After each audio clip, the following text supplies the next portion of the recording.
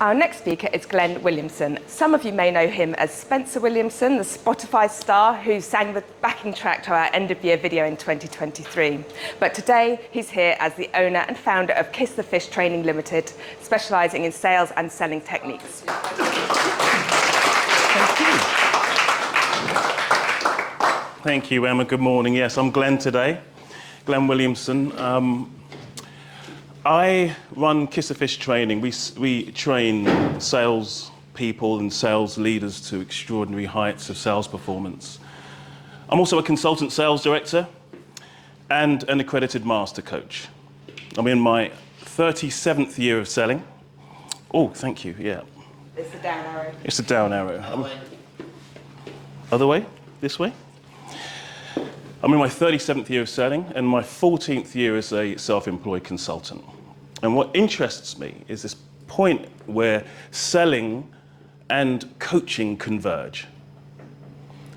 The idea, obviously, is that sellers who, like ourselves, but also salespeople and sales teams, who sell consistently and predictably, coach the buyer through the process of buying rather than selling in the traditional sense. Because selling in the traditional sense loses trust. So I've created a methodology called coach-based selling. And I've broken down every single element of sales that you can possibly think of, and I've put it back together again in a 5-stage process that I call coach-based selling. I did the same with coaching, and when you overlay coaching and selling, you see virtually the same thing. So I train people to coach their buyers through the process of buying and not sell. In fact, I think we should all stop selling and just start helping. That's where you get consistent, predictable, excellent sales results. Now, I help people to do this via what I call the Art of Selling Sales Academy. It's a 3, 4, 5, 6, 7 or 8 month program made up of 20 modules. And one of those modules, a supplementary module, or maybe a module that, maybe a module, maybe actually something that intersperses the whole of the modules, is this idea that there are 12 reasons why you didn't close that deal.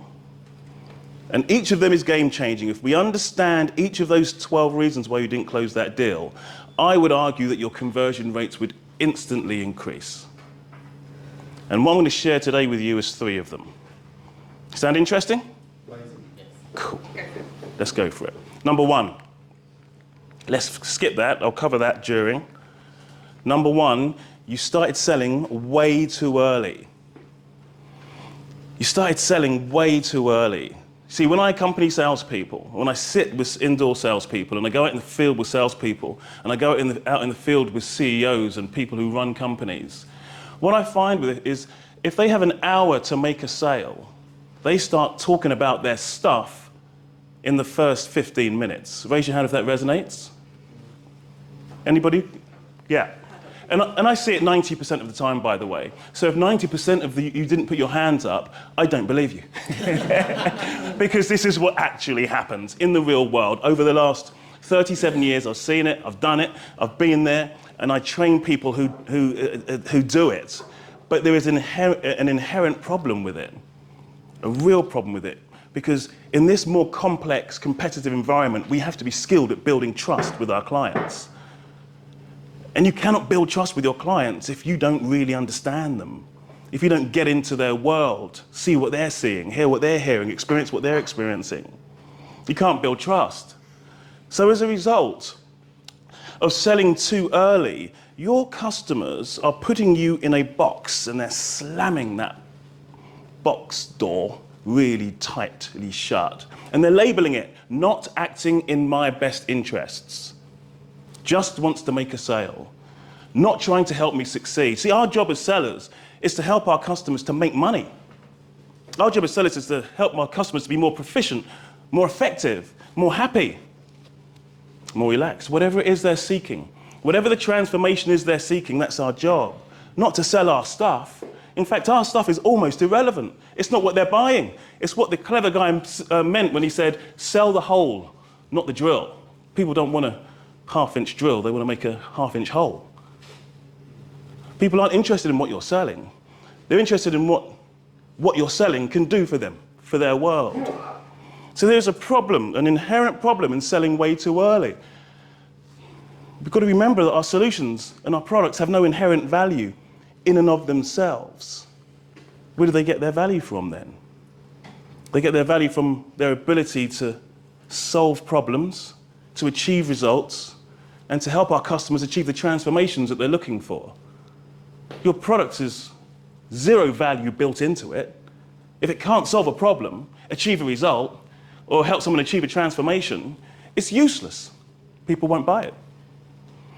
Now, we have to help our customers to connect their thoughts when we're selling to them.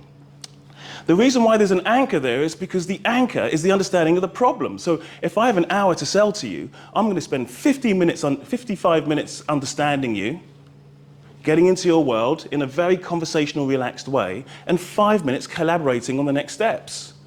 And in that 50 minutes, as I sharpen the axe, so when I start chopping down the tree, every single strike is effective.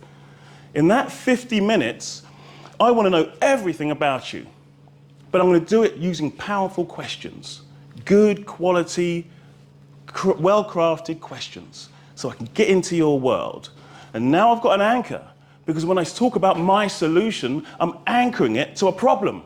And not only does that give me more credibility and trust, but it helps you as my customer to connect your thoughts. Following?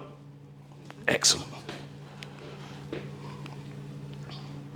This is what I memorize, and I have my clients memorize. Sales opportunities progress based on what you know about your customer, not what your customer knows about you. If you did only one thing from today, and that was to, in the next 5 sales opportunity meetings that you go into, your focus is completely on understanding your customer, specifically and precisely why they buy, you'll sell more, I promise. Sales opportunities progress based on what you know about your customer, not what your customer knows about you. Second insight. You kept sharing information, but we're in the age of information. Your customers have as much information as they need. In fact, they have so much information, they can probably do the solution sale themselves. They're awash with information. We do voice of customer work all the time. We go to buyers and say, tell me, what happened there? What was all that about? And they say to us, well, the reason why we invited the salesperson in is because we needed some help. But we thought, A, the salesperson was just interested in selling their stuff to us. But B, everything they told us, we already knew. They say this to us all the time. So what are we for now? What are our salespeople for? What's the point of us? When you consider that when I started selling quite a long time ago, if someone wanted some information, they would either go to the library, go to an exhibition, or invite a salesperson in. Those were their 3 options. Now, if they want some information, they pull that thing out of their pocket, they scroll for a couple of minutes, and they've got more information than they ever need. So what are we for? Well, it's certainly not sharing information. Information obviously is important, obviously, you have to balance it, but we should also be sharing insight. And there's a very easy and effective way of remembering the difference between information and insight. I want you to consider that if I'm selling to you, and I give you information, I'm going to change the way that you see my world, the seller's world.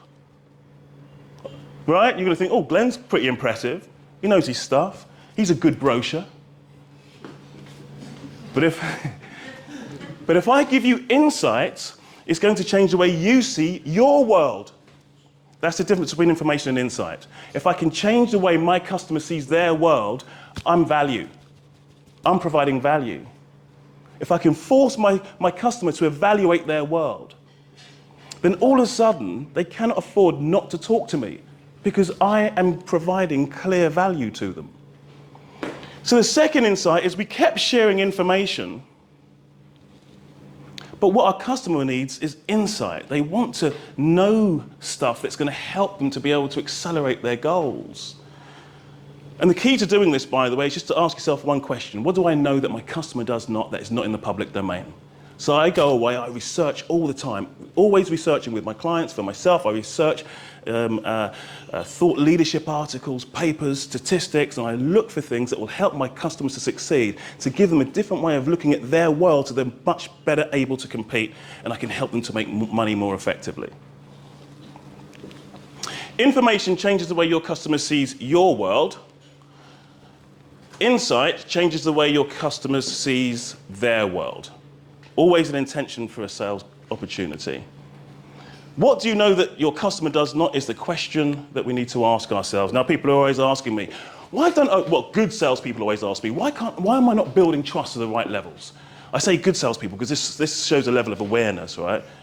People who know they're not building trust to the right levels are very, very good salespeople typically, because what they do is they know that if an opportunity stalls in their pipeline, all of a sudden the customer won't call them back, or they won't respond to their call, or something's happened, or the customer's needs change, they just disappear, and it's a function of trust that they're not getting those conversations. Do you recognize that? Sometimes our opportunities stall in the pipeline, right?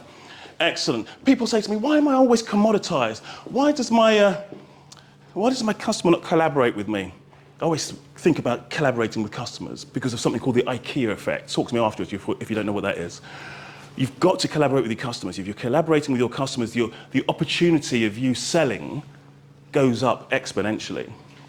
They say to me, why do my sales team struggle to get in front of prospects? Well, this is insight number 3. You didn't have a value proposition. Your value proposition has got to be crafted in a certain way. It's not a statement like an elevator pitch. Forget that. But it's a way of articulating the true value that you create and add for your customers, and it has to be built in a certain way around 5 things: the problem, result, transformation, the valuable insights, and your positioning. You see, people don't build their value propositions properly, but if you do the work, if you spend 2-3 hours, or in my case, I have a one-day workshop on this. If you spend the work and you build a value proposition properly against every single buyer persona that you sell to, you have the inner framework for a conversation which is so unbelievably effective that it makes selling easy. And my stand in the world is that everybody sells elegantly and effectively. And this is one of the ways you do it, because it helps you to focus on what your customers are most interested in. It helps you to position properly, to differentiate yourself from your competition, and align your conversation with the conversation your customer is having in their heads. You see, this isn't our conversation. This is our customer's conversation. Imagine that there's an invisible spotlight in every meeting. And if the spotlight is on you and you're talking about yourself and your fantastic, superb products, nothing happens really. But if the spotlight is on your customer, then loads happens. That's where the magic happens. So your 3 insights for today is: 1, you started selling way too early. Just spend that time understanding your customer and the magic happens. And just, you only need 5 minutes to align and collaborate at the end of a meeting if you've understood the customer. You know, your customer's asking themselves 5 questions when you go to see them. And the first question is, do they understand me? You know, are they sitting where I'm sitting? Do they see what I see, hear what I hear, feel what I feel? Do they understand the internal challenges that I have? So they really do need to know that you understand them. So don't start selling too early. Secondly, share insight as well as information. Make sure you've got 2 or 3 valuable insights prepared that will change the way your customer sees their world. And finally, build your value proposition. Now, there's no call to action today. I just wanted to share something with you. Throw it in the air, see if you catch it. And I hope that's value. If you want to speak to me some more, I'm always available.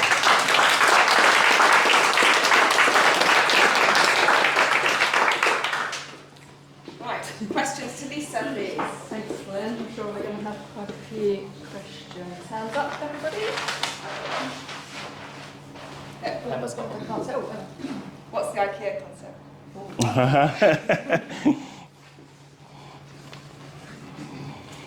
Anything else? How do you get to have an actual conversation with a prospect when all leads are coming in via email, social media, that sort of thing?